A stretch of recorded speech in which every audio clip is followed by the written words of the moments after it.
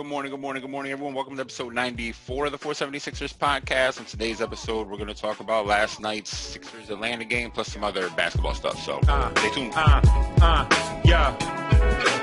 Justice for the blind, just something that'll find in the rhyme that are coming from my mind. Good morning, everyone. Welcome to episode 94 of the 476ers podcast. You are here with the host with the most, the flyest 76ers talker on the planet. Listen, shout out to the rights to Ricky Sanchez guys. No disrespect to them. None of those guys are as fly as me. I mean, one of the dudes' names is Spike. I mean, his last name is Eskin. So if Howard Eskin, come on. Michael Levin is hilarious, though. He's funny. He's funnier than me, no question. I can accept that. I am a person who can accept criticism. I'm someone who is accountable. I am someone who can recognize this person is funnier than me. I could say that. You know what I mean? But I'm the flyest, though. Right, I am the one who flies so high. You know this, ballin'. You know what I mean? So anyway, just a little aside. You know what I mean? Anyway, so let's talk about Sixers game. So yesterday, we played the Hawks. And now I got to come on here. And based on the propaganda being spewed out of the mouths of Mark Zumoff and Ala Aldanabi, I'm not here to shit on Ben. I'm not going to shit on Ben. I just got to bring this back a little bit. Bring it back because we're getting too far. You know what I mean? We're getting too far here. I don't even know why I do this sometimes. This is like that. This is really some Twitter age of shit where you see somebody say an opinion and for whatever reason, you got to say something. You have to reply. You got to call them wrong or something. You know what I mean? And it's like, driving me crazy because there is this reckoning happening with Ben Simmons. It's a reckoning. You know what I mean? A reckoning, no difference than LeBron James, no difference than our political climate here, where if you are on the right, you are so far on the right now that you have to hate people on the left to the point where if you support a left or a right thing, if you're pro-life, I now think you're the worst person on the planet, right? And that's what's happening with Ben, because it's like this crazy thing that's like, I don't even,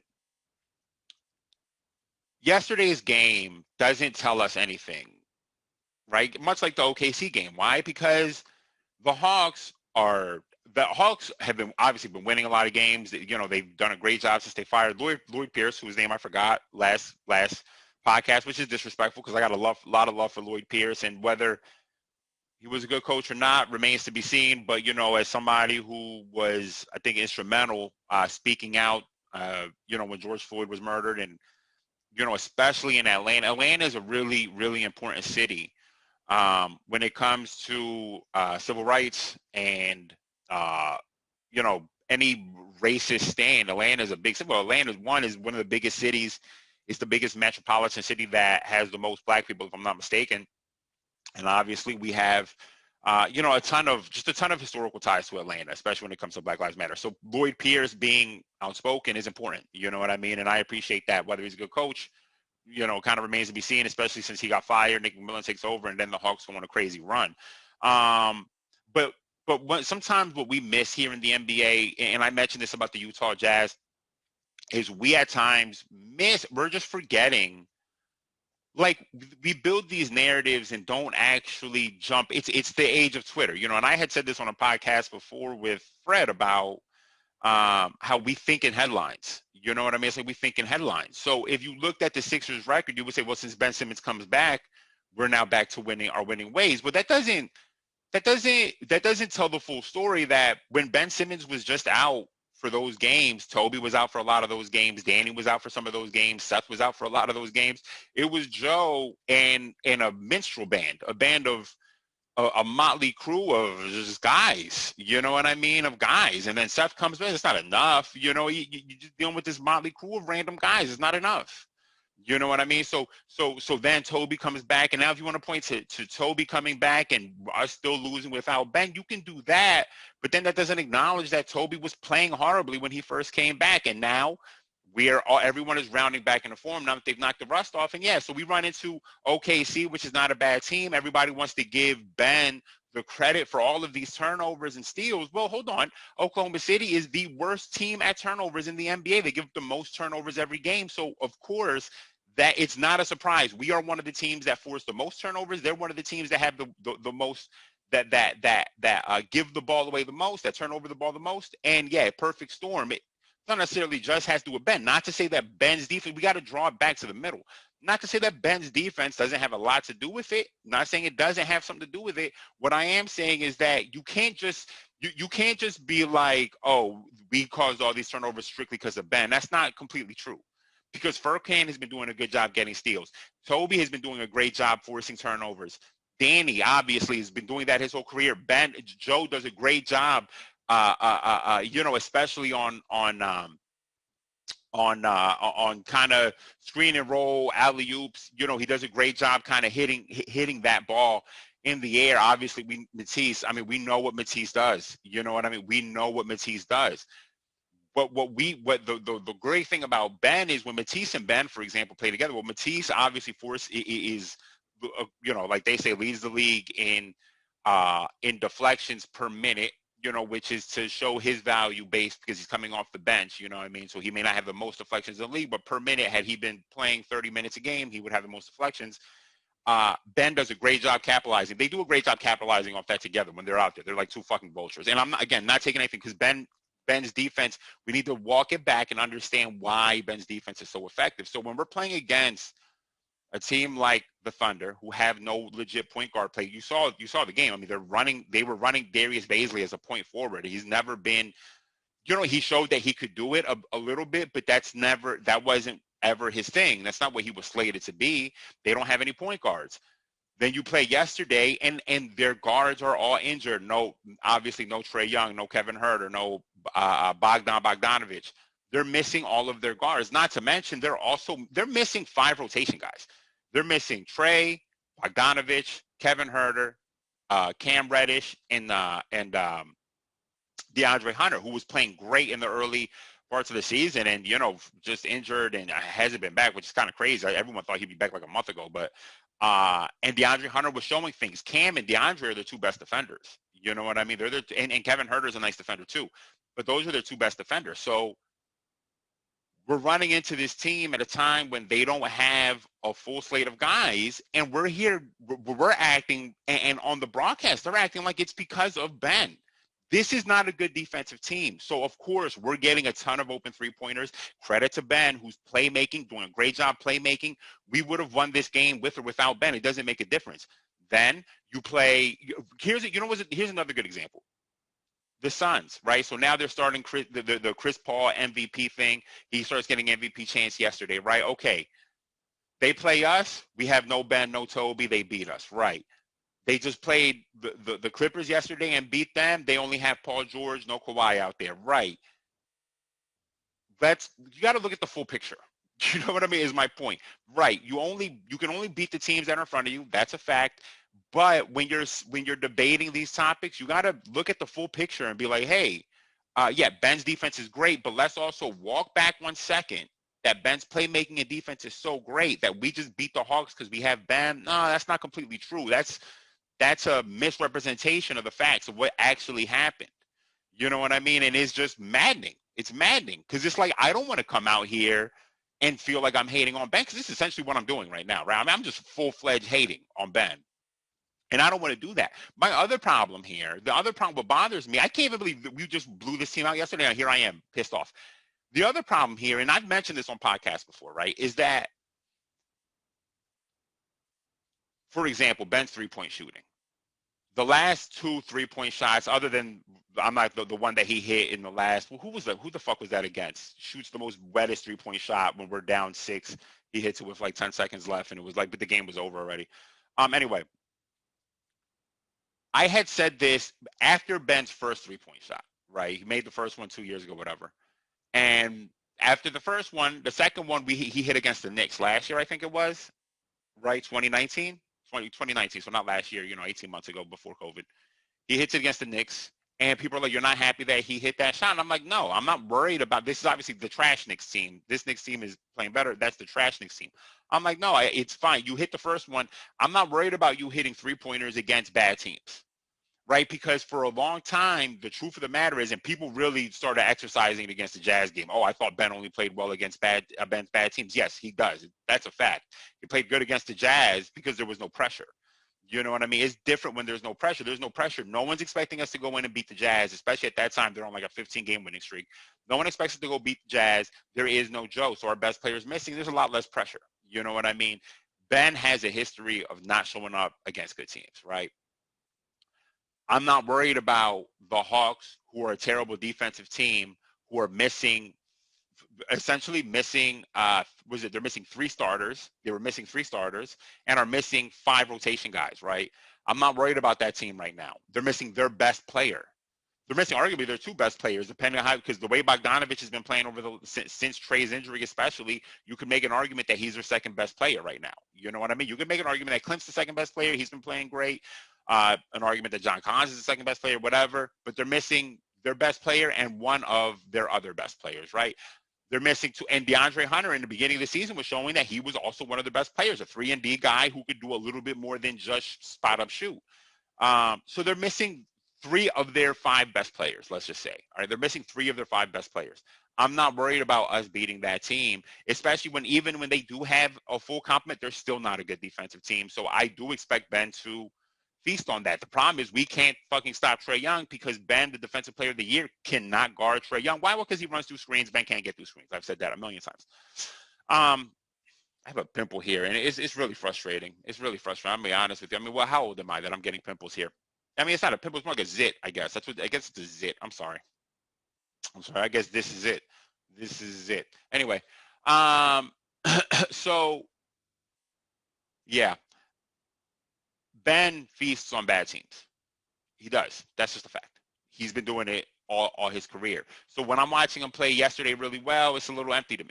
You know what I mean? Because Joe shows up against good teams, but we always run into the same situation that no one else shows up. Now, Toby started showing up against good teams, but we still run into a situation where Ben doesn't show up against good teams. You know what I mean? So I'm not worried about that. Ben played great yesterday, and that's all I'm going to say. Ben played great, but I'm not going to sit here and just attribute us blowing out that Hawks team yesterday because Ben played, or our defense against this trash Thunder and against this Hawks team because Ben played. I'm not going to do that. You know what I mean? That's doing too much. That's completely ignoring, because again, you want to support Ben so much, and that's great, but you want to essentially shit on any other player that we could have traded Ben for, or maybe would have been involved in trading Ben for, in order to bolster your argument. And that is just not a true argument. It's not true, and it's bullshit. And now I gotta set it straight. I gotta set the record straight, and it makes me sad that I gotta do that. I don't want to do that. I want to keep it real. I want to say, yo, Ben played great yesterday, because he did. But I'm not gonna sit here and lie and say Ben is the only reason why. No. That Hawks team has no point guard play. You see Solomon Hill's doing too much. I mean, what does Solomon Hill fit? Solomon Hill? I learned something yesterday about Solomon Hill. For a long time, I'd be like, man, like during the bubble, I was like, man, Solomon, you need a haircut, bro. Like, what is going on? When he was playing with the Heat, what is going on with your hair? Get a haircut. And then I realized that he just got a freshie. It looks like, kind of. I can identify that he got a freshie because I know that what it looks like when he doesn't have a freshie. But even looking at his freshie, it looks like he hasn't gotten a haircut. He just is one of those people who, no matter how clean he gets, he will never look clean. Poor guy. Poor guy. It looks like he just looks like he works with his hands. That's what it looks like. You know what I mean? It's like when you are like a mechanic, or you do some sort of work with your hands, you get that permanent like oil tinge on your skin that no Gojo, there's not enough Gojo in the world to clean off. You know, and that's what Solomon Hill looks like, poor guy. But he's doing too much. He's wilding yesterday. The whole team is wilding yesterday. Shout out to Toby. Yo, Toby just straight up. I mean, Toby did to John Collins what Jaylen Brown did to Toby last year during the playoffs, which was do the MJ, what's his face? Damn, I can never remember this dude's name in the Last Dance, where MJ is like playing defense on him and is like, what the fuck? Stop that. What are you doing? Stop. No, don't do that anymore. Right? That's what Toby did to John Collins yesterday on a few plays. I thought he was locking up John Collins. You know what I mean? John Collins, who took a charge from Joel, and at that moment I looked at him and said, no matter how big they tell me that you're not that big. There's just no way. Let me look at something real quick, because I mean, John Collins, put it this way, when John Collins took the charge, I thought it was somebody. I thought it was one of their guards, one of the backup guards or forwards or something like that. I didn't know it was John Collins because he looked so goddamn small. 6'9", 235? No, I don't believe it. If you're 6'9", 235, then Joe is 7'9", 436 pounds. Because you look like you look like you look like you almost died. I mean, you look like you took a charge from a fucking semi. You know what I mean? Like you were standing on the Autobahn in Germany, which has no speed limit, and you took a charge from an oncoming train that was, for whatever reason, driving on it. No, you're not 6'9". I don't believe it. I don't believe it. The only way you're 6'9" is if you're snitching on yourself. Bars. Or well, snitching on your homies. Bars. Anyway. And Clint, I don't know who somebody got in Clint's ear and said, yo, they did this thing where they did the 2-finger. Where is that from? What meme is that? Oh, that's the Draymond to Kevin Durant thing, right? The 2-finger pointing in your chest, you're the fucking man type thing. Somebody did that to Clint, and Clint came out yesterday and he thought, yo, I can definitely go at Joe. You cannot go at Joe. Stop it. Clint, stop it. I know you're playing better. I know you've been playing better, but you're playing better against scrubs. Stop. You're not going to score on Joel one-on-one. It's not going to happen. It's not going to happen. Even if you maybe had a skill set that could maybe do it, Joe would never allow you because you're Clint Capella and he's Joel Embiid. He's not going to allow you to score. Chill. I don't know who got in your ear, bro. You need to relax. Did too much. I mean, look at this. Look at this. Who's who of guys they got playing? They got Lou Williams playing yesterday. Lou Williams has been playing well for them since they traded for him. I mean, Brandon Goodwin. Who is that? Chris Dunn. Chris is done already. Move on. He did not look good yesterday. Gallinari. You want to talk about someone getting locked up? Oh, when the moon hits your eye. That's amore. I'm sorry. You know what? I'm sorry, Danilo, if you hear this. You're not, but I'm sorry. Because you know what?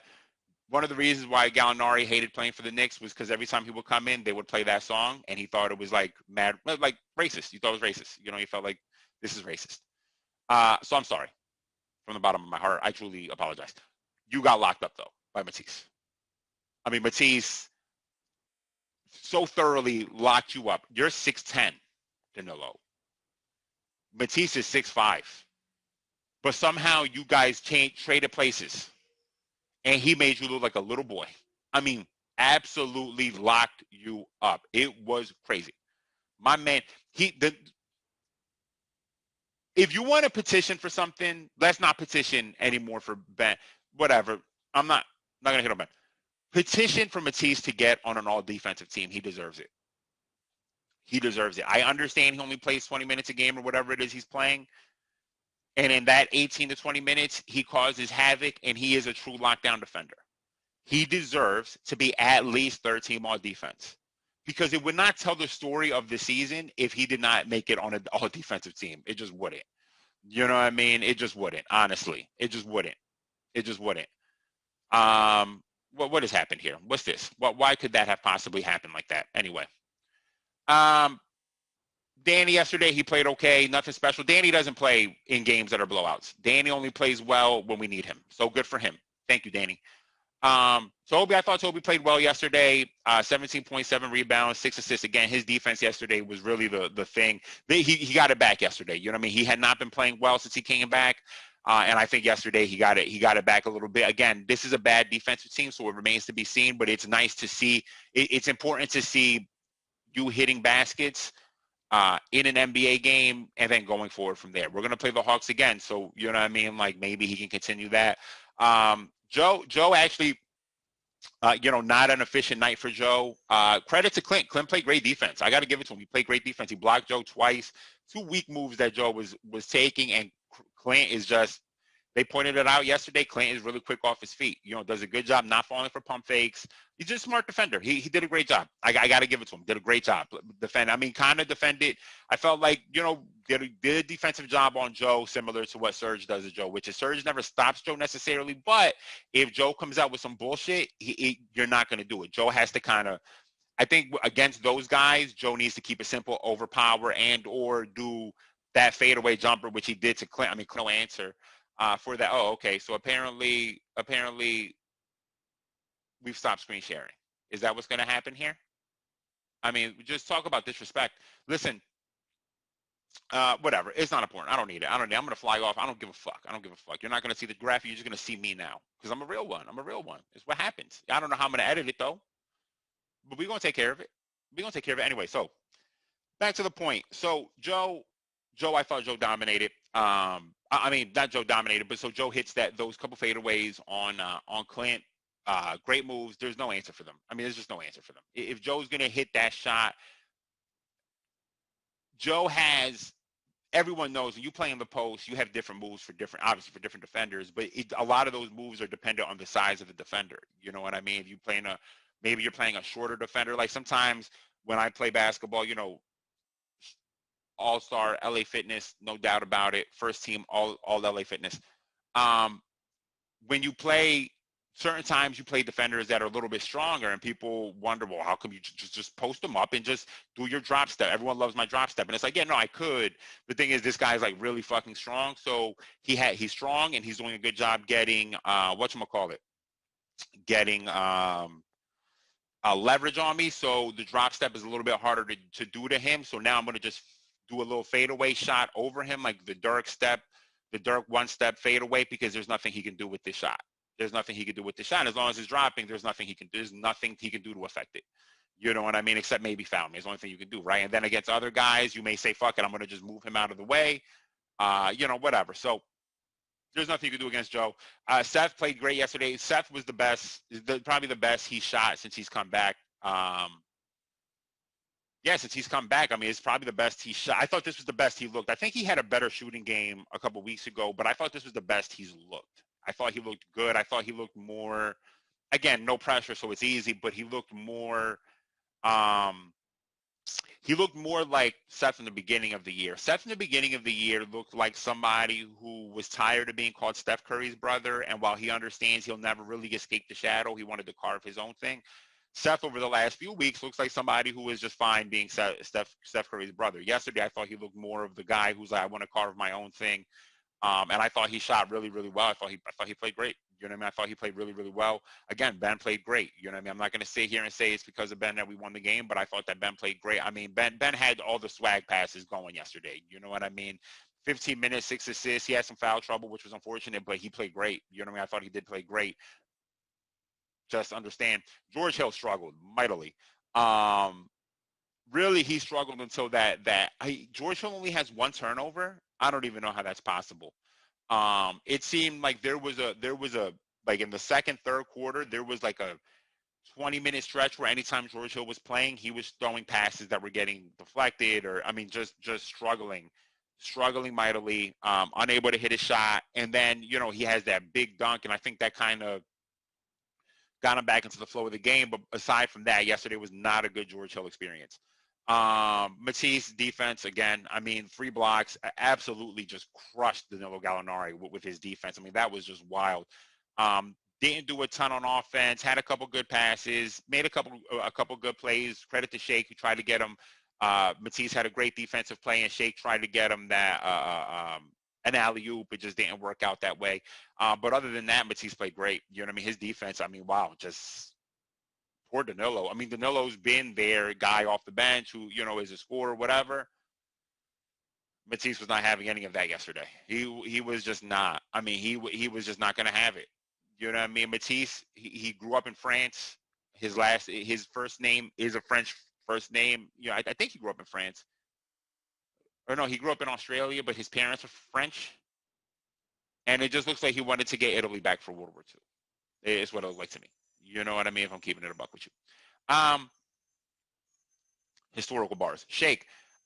Shake played okay. Not anything special. I thought he did make a couple really good passes, which I was happy to see. I've mentioned before, did Shake have 6 assists yesterday? Wow, good for him. I've mentioned a few times on this podcast, Shake is not a point guard, but I mentioned how, like the other day, the Anthony Tolliver thing, that's a point guard play. I thought he had a couple of those plays yesterday too. There was a good point guard recognizing Matisse just did a great job on defense and trying to get him that alley-oop, an easy bucket for him. That's a great point guard play. You know what I mean? I thought yesterday he did a really good job distributing. He was only 3 for 8, so not a ton shooting, 6 for 7 from the free throw line. I don't even remember half of those him drawing that many fouls, but I thought yesterday he passed well, and it's evident, 6 assists. So he did a good job hitting open guys. If Shake wants to play, that's how he has to evolve. It's not about being this scorer, because one, your scoring is not there right now. Maybe your scoring is not there because teams recognize that you hit, 18 straight three-pointers or whatever it was last year, and they're not going to give you open shots. They're not going to give you open looks anymore. So you're going to have to turn into a type of point guard if you don't want to lose your minutes. And I thought yesterday was a big step in that. We'll see, because again, how many times have I talked about Shake has this disease of when he's inbounds a play, when he starts to play, he finishes the play too, right? And it's like it can't necessarily just be that way. Tyrese Maxey is suffering from that now too. But the difference is because Maxey's minutes are so not guaranteed. Every time he comes in, he's trying to make some sort of impact by scoring. So I can kind of get it. I would prefer not that you do that, because that could actually be detrimental to your value. But I understand it. Furkan played well yesterday. You know what I mean? Definitely, Furkan played great yesterday. Nothing negative to say about Furkan. Shot well. There was actually one play where he did a pump fake, and it looked like for sure a play where he wanted to shoot. I mean, you could see it. I think it was in the first quarter, and you could see it in him. He was like, "I want to shoot this, but pump fake. I'm defended now. And then he passed it. Wow. Step back from the green light for a second. He said, "Oh, this light is yellow. Let me chill. Let me slow down. It's a yellow light. Let me slow down, not speed up. I'm gonna slow down." Good job, Furkan. Way to go. I see that growth. Way to go. Passed it out. I thought he played great. His defense, again, I've mentioned, man, he's been doing a great job on defense. There was one great play. I'm sure everyone is going to recognize this play. Did he almost who almost forced the turn? It might have been Matisse who almost forced the turn. Forced the turnover. It might have been Matisse who almost forced it, and then he tries to save. Well, he does save it. He jumps out of bounds and throws it between his legs. It ends up going back to Atlanta, which is dangerous. They always tell you, don't save the ball under your own basket, right? Because, and this is obviously not under their own basket, but it is on their side of the floor, because essentially if you run out of bounds to save the ball and you save it to their team, it's now a 5-on-4. You know what I mean? So you're actually causing a disadvantage for your team when you do that. Way to go for Furkan, though. He saves it. They almost get an open three-pointer, and Furkan gets right back into play and contest. Great job by Furkan there. Good job, Furkan. I'd love to see that aggressiveness. Dwight, yes, you're being targeted for technical fouls. It's clear you're being targeted, but why? Let's talk about why. This is a you thing, it's not a them thing. You're saying they're targeting you as if it's unfair. You've earned it. You've earned the target. You painted the shit on your own chest and said, please target me for technical fouls. Target me for the T. Like, target. You know what I mean? Target me. Yeah, you're being targeted. You earned all those. You've earned all of those technical fouls. Let's be clear. You've earned all of them. Some of those technical fouls were which I don't understand this rule sometimes, where it's like if you foul someone in a way that doesn't match the criteria for a flagrant necessarily, instead they'll give you a technical at times, which has happened to him a few times. Your shoulders are technically flagrant. They're just out here doing things. Chill. You're being targeted. Yeah, man. Not much to say about Dwight yesterday. He shot a three-pointer, which was funny because the play before he shot a three-pointer, I said, man, when was the last time Dwight shot a three? And he reminded me here. And it wasn't really bad looking. It was short. But I didn't feel like it was a bad miss necessarily. It was just short. Tyrese, I thought Tyrese played solid offensively. Not a ton to say about him. A lot of minutes when we've already kind of dispatched them at that point, and now we're kind of slowly, Ben is in foul trouble. Had Ben not been in foul trouble, Tyrese probably wouldn't have gotten as many minutes. He'd probably be more with the Mike Scott, Paul Reed minutes down here. Mike Scott looks like he's probably out of the rotation. which makes sense. We're getting healthy, so we're getting ready for the playoffs. It's playoff rotation time. Figuring that out is going to be the most important. And essentially, it's these guys right here. Like I said, I've talked about this. Playoff rotations usually get limited to 8 guys. Right now, we're playing, what, 1, 2, 3, 4, 5. So we got 10 guys here. So we got to figure out who's going to be here. Dwight is going to play in the playoffs. There are going to be series where he probably doesn't play as much. That's definitely possible. Depending on the team, if they tend to go, they intend on going small. Kind of depends on how much Dwight is going to play. And then the next is Furkan, Shake, Matisse, George. Who here? You know, which 3 out of these 5 guys are going to see minutes? You know what I mean? Is what we're going to have to figure out. I'm assuming George Hill probably is going to be in here. 1, because Doc loves veterans. 2, because we do need a veteran point guard. You know, we do need a point guard off the bench. So then that leaves 2 spots for these 4 guys. You figure if we're going to, in situation where we are going to play a big man and Dwight's playing, so that's George and Dwight. So now who's left? For me, it's, I guess it's between Matisse and Shake. I don't know. I skew towards defense. Our team is a defensive team. We have a defensive identity. You know what I mean? A lot of our offense comes from defense. So it would make sense that you have Matisse in there, you know, to me.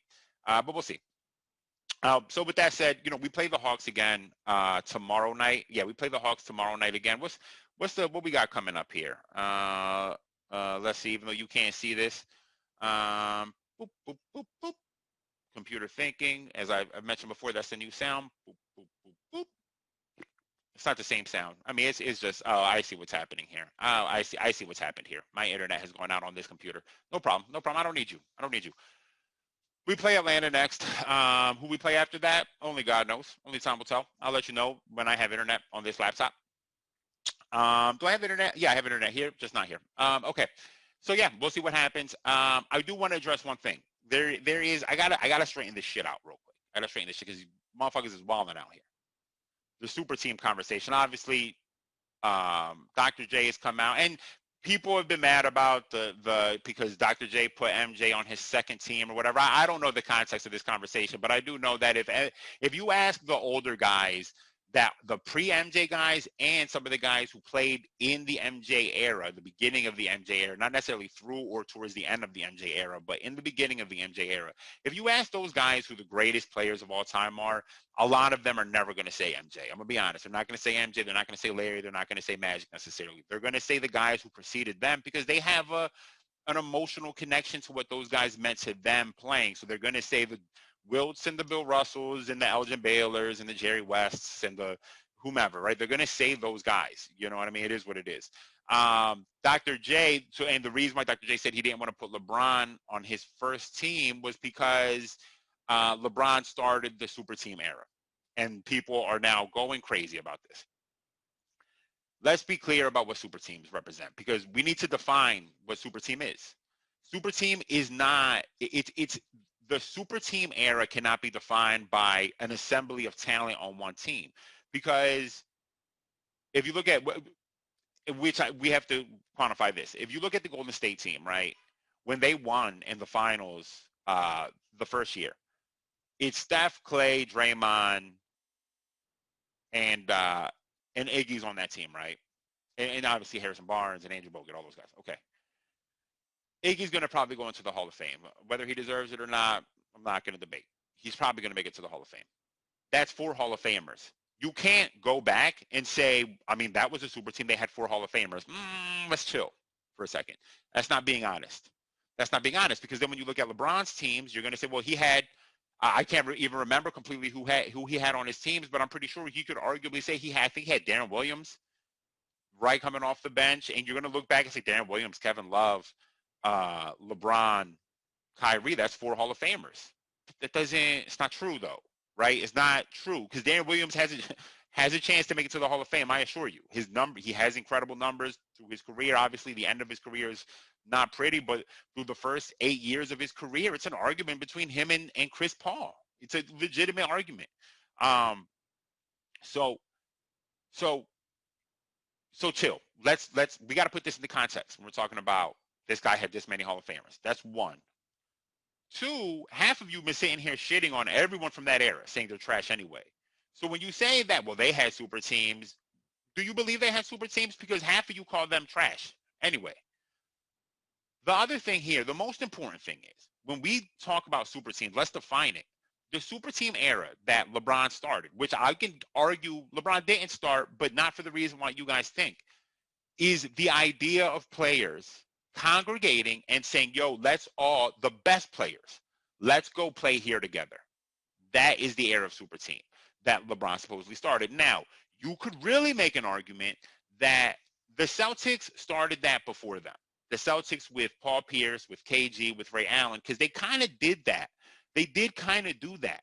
You know what I mean? They kind of did come together. The only argument that I would have against you, and the difference is KG didn't really force his way out of Minnesota the way that some of these guys are doing it. And in order for the Celtics to get KG, they gave up real value. You know what I mean? Al Jefferson, who was like a 2010 guy, they gave up a lot of guys. Not to say that Al Jefferson is as good as him, but they gave up value to get KG. They didn't just get KG for free. A situation where it's a sign and trade and you get nothing really in return but a player exception or something like that, or, you know, some draft pick or some shit. They gave up value to get KG, and then they got Ray Allen, which they gave up value for him too. And they built a team that way. You know what I mean? So if you want to say that was the first super team, you could make that argument. I don't think I would agree with it, but I'll let you go.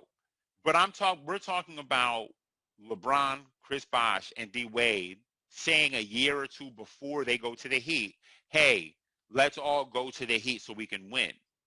Right? That's what we're talking about. We're talking about stacking the cards in your favor to win. We're not talking about organically built teams, because that's the difference. When you look at the 80 Celtics, that's an organically built team. Larry's drafted. Kevin McHale's drafted. DJ's there already. Robert Parrish, I think Robert Parrish might have been signed as a free agent. But yes, Robert Parrish is a Hall of Famer. But again, context. When you look at the Lakers, Kareem is already there. They draft Magic. They draft James Worthy. You know what I mean? These are built from drafts. When you look at the 50s, 60s, 70s, the NBA is so small. Obviously, if you look at Wilt's teams, if you look at Wilt Chamberlain's teams, they're stacked with Hall of Famers for two reasons. Reason one, teams are stacked. All the talent is being on a few teams because there is not enough teams to spread talent throughout. I think what was there, 8 teams, 16 teams, whatever it is, I can't remember right now. So you look at that. Two, they're Hall of Famers because at that time, right, before there's a Hall of Fame, there is no standard for what a Hall of Fame player is. So you're saying, I think this guy is really one of the best players. Right now, you may not say Tommy Heinsohn is a Hall of Famer. You know what I mean? You may not argue that, really. Bob Cousy is probably always going to be a Hall of Famer. Bill Russell obviously is always going to be a Hall of Famer. But there's going to be guys around the league that are Hall of Famers that you may not consider Hall of Famers, which is probably why you see so many guys now make the Hall of Fame. Dikembe Mutombo, he's not a Hall of, he shouldn't be a Hall of Famer. Because when you say Hall of Famer, you're saying Dikembe Mutombo and you're saying Shaq, Hall of Famer. But Dikembe Mutombo and Hakeem, that doesn't tell the story of the difference between these two dudes. They're not the same. They're not the same. So when we're talking about super teams, we need to define the era, because people are essentially deciding to make technicalities to say that LeBron didn't start this thing.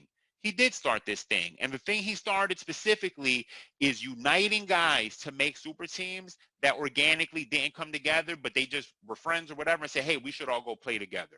Kevin Durant, I mean, what Kevin Durant did is flagrant, and what he continues to do is flagrant. You know what I mean? Him and Kyrie decided an all-star game. They're going to play together. We should play together, right? That conversation was real. The one that we were all saying, oh, is that what they're saying? And we weren't sure. Yeah, it is what they were saying. And then essentially whatever back channel way that they convinced James Harden to come, because remember, once James Harden said he wanted to be traded, everything was cool. And then all of a sudden, James is like, no, I want to be traded to the Nets. I want to be traded to the Nets, is what he says originally.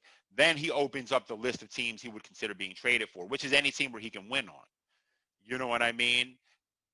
What we're talking about is the difference between Dame, between Giannis, who maybe you could call them fools because they're going to die on that sword, right? Because Giannis, essentially, James Harden would consider being traded to the Bucks, and Giannis essentially put a stop to that. No, right? Dame doesn't want that. You know what I mean? And they die on their swords. Maybe they're fools. Maybe their pride is going to leave them without a championship. I would say that I'm more aligned with that type of mindset than this type of mindset, the easy way out. I consider this easy way out mindset. Who am I? I'm not important. I don't matter. But this is how I feel, right? When we're talking about super teams, we're talking about people who unite, not organically. We're not talking about guys who got drafted together. We're talking about guys who say, hey, let's go play over here together to win a championship. That's what you're saying. And if you want to say that it started because the Celtics did something like that, and essentially LeBron took it to the next level and said, fuck it. They got all this talent stacked, even though, again, see, the thing is that because context, this is the end of the Celtics' career. They win the championship, and it's pretty much only 2 good years after that. And they're like on fumes the whole time. You know what I mean? They're on fumes the whole time, is what it is. You know what I mean? They're on fumes. So there's a ton of reasons why I tend to not argue that Celtics team started it. But if that's the argument, you could start there. You can't really start with the 80s teams, the 70s team, the 60 team, because those teams are are organically built, as opposed to what we got here. Those teams represent what the Warriors did, what the Spurs did.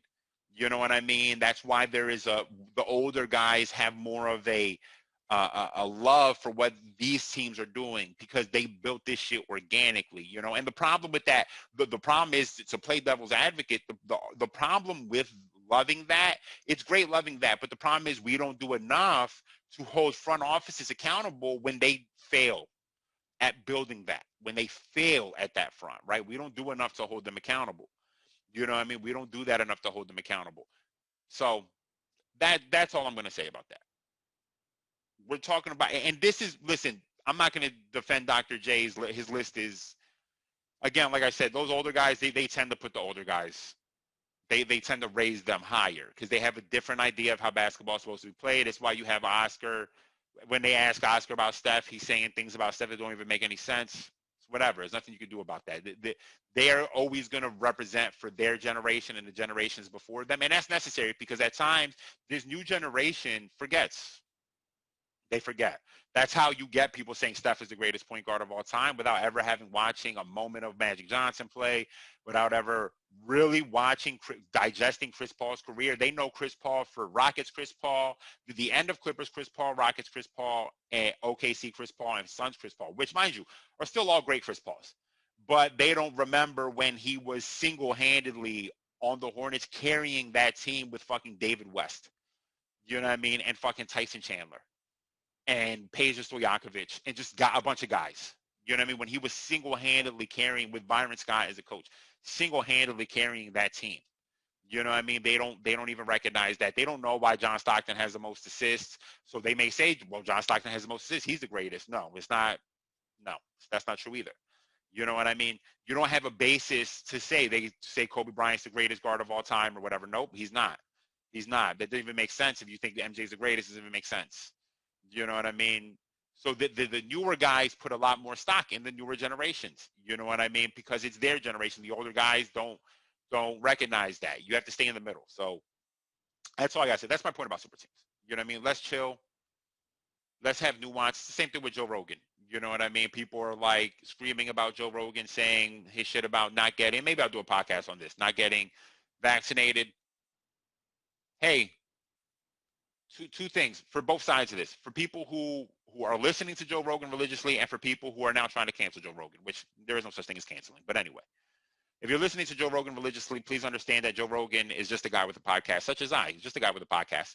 He's a comedian, is what he is. He's a comedian. It's how he started his career. He started his career as a comedian, then became the MMA guy or whatever, but he was a comedian.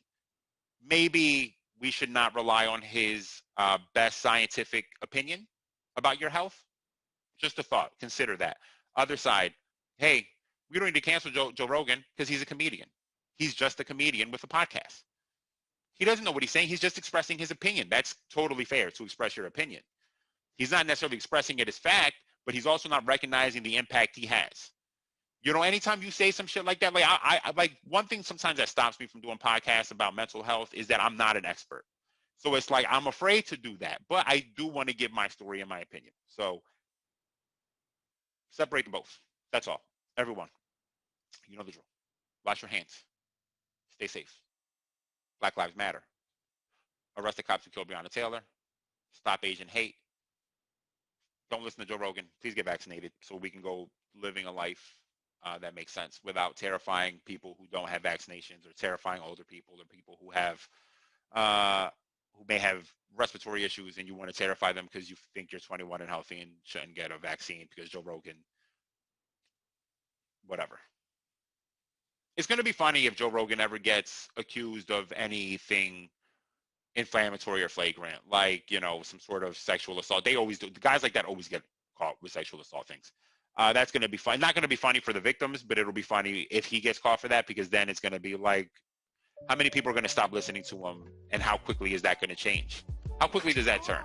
You know what I mean? Anyway, that's a conversation for another day. Everyone stay safe. Take care. That's it. Yeah. Justice for the blind. Just something that'll find in the rhymes that are coming from my mind. Used to come